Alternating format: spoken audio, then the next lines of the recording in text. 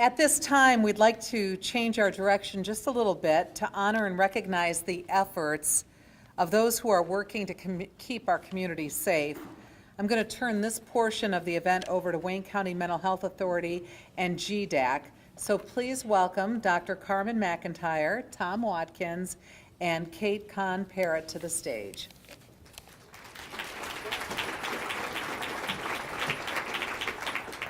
As we talked earlier this morning, this epidemic is bringing the community together. As you see throughout this room today, you see first responders, law enforcement, judges, attorneys, pharmacists, psychiatrists, psychologists, people from the city, from the county, from the state. We're working together to address the community scourge that has killed more people in our country than the Vietnam War has killed. There's many people that are on the front line of this battle, and we've been extremely proud at the Detroit Wayne Mental Health Authority to use your tax dollars in order to buy boxes like the Take Back box. It's easy for me to say, that's over here. There you go, Darlene is Vanna White over there. Thank you, Darlene. There you go. Vanna Black is even better, girl. But we've been reaching out and touching, and one of the most powerful experiences that I heard, more importantly I felt, is one of the officers that we provided mental health first aid training to and naloxone training was so enthusiastic that Dr. Carmen McIntyre is behind me, and she'll speak about it in a moment, came back and just said, there's good out there. You know, there's good. There's people that care. People want to do it. This man was enthusiastic and wanted to do it. He was Mr. Officer Colin Rose at the Wayne State University Police Department. And a few days later, I heard that name again, as this officer was killed in the line of duty. And it was out of that experience, and as we pointed out, you've saved, officers have saved over 39 lives in the short time that we put this program together.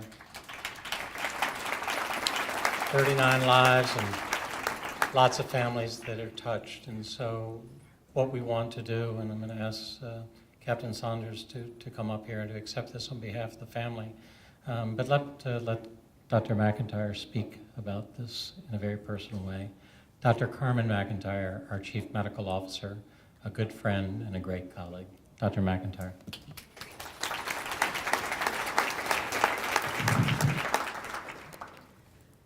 So in March of 2016, we took advantage of the changes in Michigan state law that you heard Dr. Peinels talk earlier about, the law that allows the chief medical executive, Dr. Darlene Wells, to essentially write a standing order, and once they get the logistics out, then anybody can go into a prescription and get it into a pharmacy without getting a prescription in hand. Okay, technically it's still a prescription-only drug, so Dr. Wells is writing the order. So the earlier change in the law allowed prescribers to order the naloxone, or Narcan is one of the brand names, and then following appropriate training by physicians, pharmacists, or nurses, supply the community with the life-saving naloxone. So Darlene kind of jumped on that program, and so we offer our program and we give these kits. These kits have 2 complete doses of the naloxone in there, as well as things like gloves and a face shield for doing CPR, etc. And up to this point, I haven't found a whole bunch of people who have the willingness or time to do the training, with the exception of Gad Abdallah up here.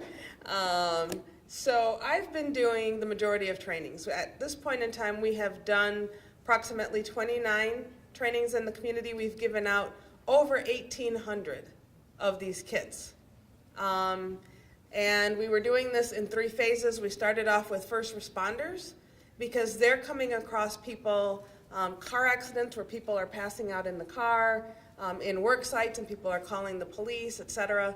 So we started off with our first responders, then we went to our treatment and prevention provider community, and then going from there to other community groups, whether it's advocates, the faith community, et cetera.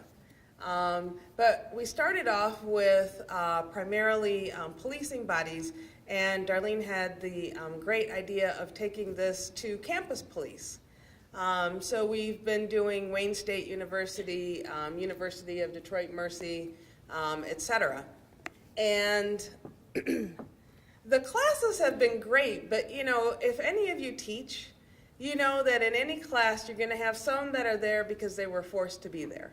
And a lot of times, and I think this is especially the case with our campus police, a lot of times they're coming after their shift, so they're tired as well. And so you're going to get the folks that are kind of just like, yeah, get it over with so I can go home and sleep. And we've had the unfortunate circumstance of sometimes getting some folks that are just like, you know, if the addict dies, then the problem dies with them, so why should we bother with this? And that's fortunately been the very, very small number that we've had this. And we take this opportunity, we could just teach you how to use the kit, but we take the opportunity to teach you about substance use disorders and mental illness and how these things work on the brain and why it's so hard to shake and why some people, you know, just can't get away from it. And then how the overdose happens and therefore how the naloxone helps and then what you should do afterward. But in every class, you're going to get a handful of people that are avidly listening. And they're avidly listening because A, they just have this desire to learn new stuff. They're passionate about it, okay? Which as a teacher is always thrilling to have in a class that you're teaching. But then there's also folks that are avidly listening because they're passionate about what they do. And the folks that we're teaching up to this point have been, from our perspective, our partners, okay? Our partners in helping the community, our partners in helping people who are suffering from severe, persistent mental illness and substance use disorders. And their suffering is affecting the folks that love them. And their suffering is affecting the first responders that come across them. And their suffering is affecting the folks in the emergency departments, you know, and in our provider community. And in this particular class, and I think it was actually our first or second class at with the Wayne State Campus Police back in November, and there was one young man in there who was just so passionate about what we were doing. And you know, when you've got that eye contact and they're listening and the head is nodding and they're asking questions and they throw themselves unreservedly in the experience. Because we have a demonstration phase and people have to put all the stuff together and go from there. And that young man was Colin Rose. So we did this class in November on a Friday, and over the weekend, I read that he had been shot in the head in the line of duty and then eventually succumbed to those injuries, and I believe was the first Wayne State University campus police to die in the line of duty.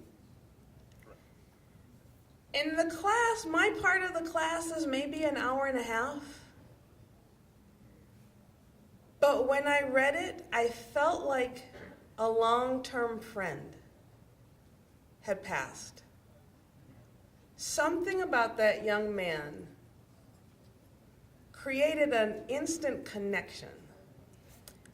And the other folks that were in the class that day, one of the nurses from our site, some of the folks from our SUD team, were emailing me and texting me saying, "Oh my God, did you read it?" And it's like we had to do this intervention after because we were just so saddened and so personally touched by this after such a brief interaction with this young man. But then everything we read in all the articles after that just spoke to that was the kind of person that Colin Rose was. So we wanted to do something to commemorate that passion, that dedication, that empathy and concern that everybody said that this young man had. So we wanted to present the family with this award, and we've got, Captain Patrick Saunders. sorry, Captain Patrick Saunders, I forgot already, CRS, who's accepting on behalf of the family.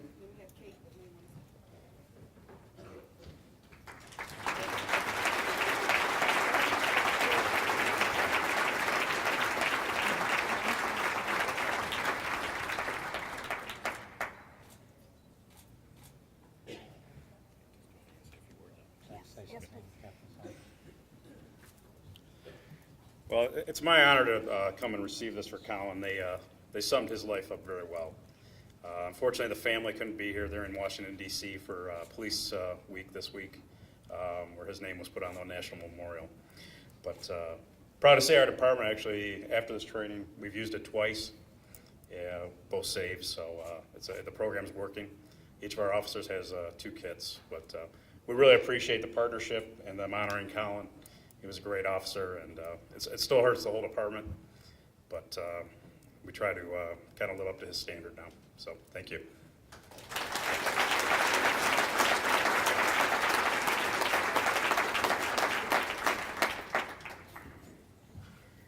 So we'd like to ask the members of our SUD Advisory Board and our main board to take a picture with Sergeant Saunders. And then we have one other award.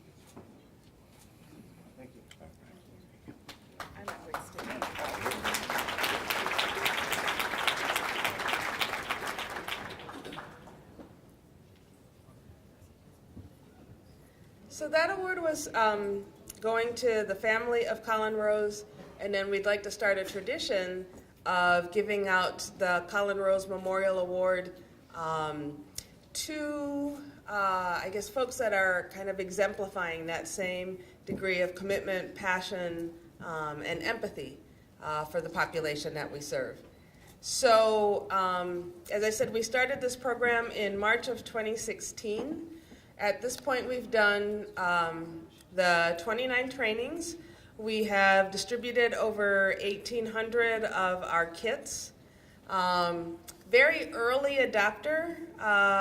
We got kind of a slow start convincing first responders to partner with us on this, but one group that we never had to work very hard to partner with us on this is the Michigan State Police. Our early, probably about, the very first training was almost entirely Michigan State Police. Our first 3 saves were all by Michigan State Police. We have now been informed that the kits have been deployed 46 times with 45 successful saves, so 45 live saves. And of that, 14 were by the Michigan State Police. So we really value this partnership, and we would like to give to them our very first Colin Rose Memorial Award, thanking them for their valor, their partnership, and their commitment. And accepting on the part of the Michigan State Police is Sergeant Jacob List, Detective Sergeant Phillips Dupless? Sorry. All right. Come on up.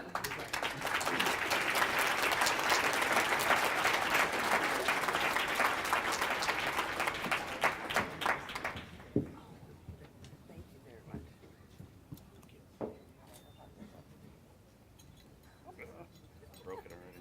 Breaking the award already.